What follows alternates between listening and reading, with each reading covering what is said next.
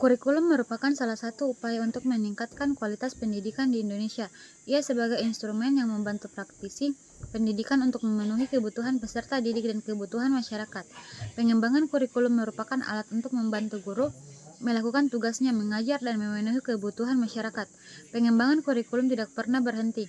Ia merupakan proses yang berkelanjutan dan terus-menerus, sejalan dengan perkembangan dan tuntutan zaman dan perubahan yang terjadi di dalam masyarakat. Mendengar istilah kurikulum, sejenak perhatian kita tertuju pada rencana kegiatan belajar yang dilaksanakan seorang guru. Padahal apa yang menjadi perhatian kita hanyalah kegiatan kecil dari apa sebenarnya kurikulum itu. Dalam banyak literatur, kurikulum diartikan sebagai suatu dokumen atau rencana tertulis mengenai kualitas pendidikan yang harus dimiliki oleh peserta didik memulai suatu pengalaman belajar. Kurikulum disusun hendaknya memiliki bukan kurang kuat karena dari sinilah mindset dari kurikulum itu dimulai, bukan kurikulum yang copy paste dari suatu sistem pendidikan negara lain. Pengembangan kurikulum paste adalah mempunyai landasan berpijak yang kokoh. Ini dimaksudkan agar kurikulum yang dibuat dapat menuntut siswa mencapai tujuan jangka pendek yang dapat dijadikan alat untuk mencapai tujuan pendidikan jangka panjang. Mengembangkan kurikulum juga harus berangkat dari kejelasan apa yang dimaksud dengan kurikulum itu sendiri dan kejelasan apa fungsi dari kurikulum tersebut. Yang pertama, perennialisme merupakan suatu aliran dalam pendidikan yang lahir pada abad ke-20. Perennialisme berasal dari kata perennial yang berarti abadi, kekal atau selalu. Perennialisme lahir sebagai suatu reaksi terhadap pendidikan progresif.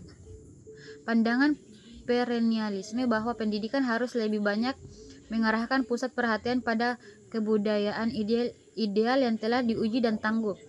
Yang kedua, esensialisme. Esensialisme adalah pendidikan yang didasarkan kepada nilai kebudayaan yang telah ada sejak awal peradaban umat manusia. Esensialisme muncul pada zaman Renaissance dengan ciri-ciri utama yang berbeda dengan progresivisme. Perbedaan yang utama ialah dalam hal memberikan dasar berpijak pada pendidikan yang penuh fleksibel, terbuka untuk perubahan, toleran, dan tidak ada terkait dengan doktrin tertentu.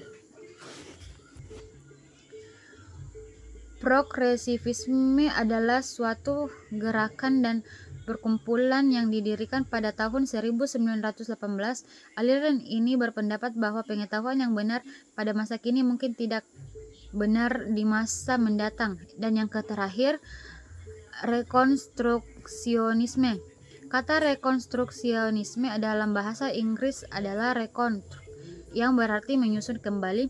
Dalam konteks filsafat pendidikan, aliran rekonstruksionisme adalah suatu aliran yang berusaha merombak kata susunan lama dan membangun tata susunan hidup kebudayaan yang bercorak modern.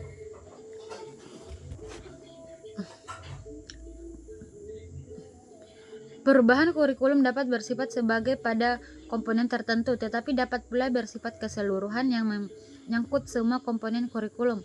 Perubahan kurikulum menyangkut berbagai faktor, baik orang-orang yang terlibat dalam pendidikan dan faktor-faktor menunjang dalam pelaksanaan pendidikan.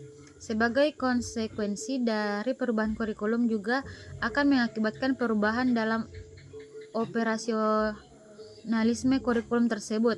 baik pada orang yang terlibat dalam pendidikan maupun faktor-faktor penunjang dalam pelaksanaan kurikulum. Pembaruan kurikulum perlu dilakukan mengingat kurikulum sebagai alat untuk mencapai tujuan harus menyesuaikan dengan perkembangan masyarakat yang senantiasa berubah dan terus berlangsung. Yang pertama, perubahan pada tujuan. Perubahan ini didasarkan pada pandangan hidup masyarakat dan falsafat bangsa. Tanpa tujuan yang jelas, tidak akan membawa perubahan yang berarti dan tidak ada petunjuk kemana pendidikan diarahkan. Yang kedua, perubahan isi dan struktur. Perubahan ini meninjau struktur mata